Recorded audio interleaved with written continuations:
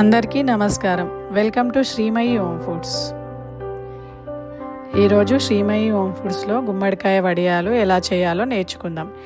ఈ గుమ్మడికాయ వడియాలు ఈ ఎండాకాలంలో చాలా చలువ అండి, హెల్దీ కూడా.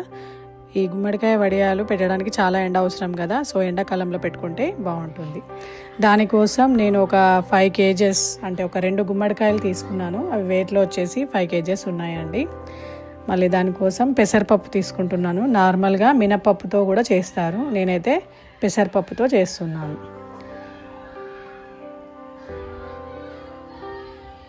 ఈ గుమ్మడికాయలను కొత్త స్క్రబ్బర్ యూజ్ చేసి దానిపైన ఉన్న బూడిద అంతా పోయేలాగా రబ్ చేసుకున్నానండి. తర్వాత ఒక పొడి క్లాత్తో నీట్గా తుడుచుకుంటున్నాను ఆ బూడిద అంతా పోయే వరకు.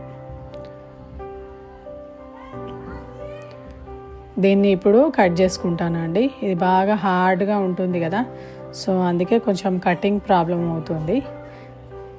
ఇది కూడా ఒక టైప్ ఆఫ్ వాటర్ మిలన్ బ్రీడే అండి. దీనిలో చాలా వాటర్ కంటెంట్ ఉంటుంది. ఇది జ్యూస్ కూడా చాలా హెల్దీ. కొందరు డైలీ మార్నింగ్ తాగుతూ ఉంటారు. నేను ఈ ఫ్లోర్ని ముందుగానే నీట్గా క్లీన్ చేసుకున్నానండి, అందుకే డైరెక్ట్గా ఫ్లోర్ పైననే కట్ చేయడం, ఇంకా దాన్ని స్లైసెస్ లాగా తురుముకోవడం చేస్తాను. ఈ తురుముకునే దాంతో నీట్గా తురుముకుంటున్నాను. మిక్సీ పట్టొచ్చు, కానీ మరీ పేస్ట్ లాగా అయిపోతుంది, ఎందుకంటే దీనిలో వాటర్ కంటెంట్ అనేది ఎక్కువ ఉంటుంది కదా. సో పేస్ట్ లాగా కాకుండా ఇట్లా తురిమినట్టు ఉండాలని చెప్పేసి నేను తురుముకుంటున్నాను. దీన్ని చిన్న చిన్న ముక్కలు కూడా కట్ చేసి పెట్టుకుంటారు. సో అలా పెట్టుకుంటే లోపల సరిగా ఎండకుండా ఉంటుంది. సో అందుకే ఇలా తురుముకుంటున్నాను. ఇలా అయితే పిండిలో కూడా మంచిగా కలిసిపోతుంది. నాకు ఈ 2 కాయలకి 2 గిన్నెల తురుము అనేది వచ్చిందండి. గింజలు కూడా అలానే ఉంచుకున్నాను. చూసారా ఎంత వాటర్ కంటెంట్ వచ్చిందో. ఈ వాటర్ మనం తాగొచ్చు, లైట్గా షుగర్ కానీ బెల్లం కానీ వేసుకొని తాగితే మంచిది. ఇప్పుడు దీన్ని వాటర్ వడగొట్టుకోవడానికి ఒక కాటన్ ఫ్రెష్ క్లాత్ తీసుకున్నానండి. ఈ క్లాత్లో ఇప్పుడు ఈ తురుము అనేది వేసుకుంటున్నాను. వాటర్ కంటెంట్ మొత్తం తీసేయాలి, లేదంటే లూజ్గా అయిపోతుంది ఆ పిండి పెసరపప్పు పట్టిన తర్వాత. సో అందుకే నేను డ్రైన్ చేసుకుంటున్నాను. ఇది పొడిగా ఉంటే మనకు వడియాలు పెట్టడం అనేది ఈజీ అవుతుంది. దీన్ని ఇలానే ఈ కాటన్ చున్నీలోనే పెట్టేసి నైట్ మొత్తం వడగొట్టి పెట్టుకుంటానండి. చూసారా ఎంత జ్యూస్ వచ్చిందో, ఇంకా వస్తుందండి.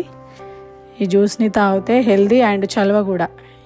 బాడీలో హీట్ అనేది తగ్గడానికి ఈ గుమ్మడికాయ జ్యూస్ అనేది చాలా యూస్ఫుల్గా ఉంటుంది. చాలా వాటర్ కంటెంట్, అసలు నాకు ఇది 5 kgsకి 1 kg కూడా వెళ్ళలేదు. పెసరపప్పు నైటే నానబెట్టుకున్నానండి. ఇప్పుడు దొడ్డుప్పు, అల్లము, పచ్చిమిర్చి ఈ 3 వేసుకొని వీటిని మెత్తటి పిండిలాగా తయారు చేసుకుంటాను. దీనిపైన బరువు పెట్టేసి నైట్ మొత్తం అలానే వదిలేసానండి. ఇంకా డ్రైన్ అయిందండి, మొత్తం వాటర్ అంతా బయటకు వచ్చేసింది. సో ఇప్పుడు ఇది ఎలా ఉందో ఒకసారి ఓపెన్ చేసి చూద్దాము. దాని వాటర్ కన్సిస్టెన్సీ అంతా పోయిందండి, మంచిగా పొడిగానే అయ్యింది. సో ఇలా ఉంటే వడియాలు పెట్టుకోవడానికి ఈజీగా ఉంటుంది. సో ఇప్పుడు నేను పెసరపిండి మిక్సీ పట్టుకున్నాను కదా అండి. ఇప్పుడు ఇందులోనే మనం డ్రైన్ చేసి పెట్టుకున్న గుమ్మడికాయ తురుము వేసుకుంటున్నాను. ఈ పెసరపిండి ఎందుకు వాడుతున్నా అంటే, ఈ వడియాలు నార్మల్గా తినడం కంటే కూడా కూర చేసుకుంటే అంటే కర్రీ వండుకుంటే బాగుంటుందండి. ఈ వడియాలను ఎండలో ఆరబెట్టిన తర్వాత ఆయిల్లో ఒకసారి ఫ్రై చేసి ఆ ముక్కలు యూజ్ చేసి గ్రేవీ వేసి మసాలా కర్రీ చేసుకుంటే చాలా బాగుంటుంది. మన బాడీలో ఎప్పుడైనా హీట్ అట్లా అనిపిస్తే ఆ టైంలో వేసుకుంటే ఈ కర్రీ చాలా బాగుంటుంది. ఇప్పుడు వీటిని ఎండలో చిన్న చిన్న వడల్లాగా అప్పాల్లాగా ఒత్తుకొని ఎండలో ఆరబెట్టుకుంటున్నాను. ముద్దల్లాగా కూడా పెట్టొచ్చు, కానీ ఎండడానికి టైం పడుతుంది. నాకు కస్టమర్ అంత టైం ఇవ్వలేదు, జస్ట్ 2 days టైం ఇచ్చారు. సో అందుకే నేను ఇలా కొంచెం అప్పాల్లాగా ఒత్తేసుకుంటున్నాను.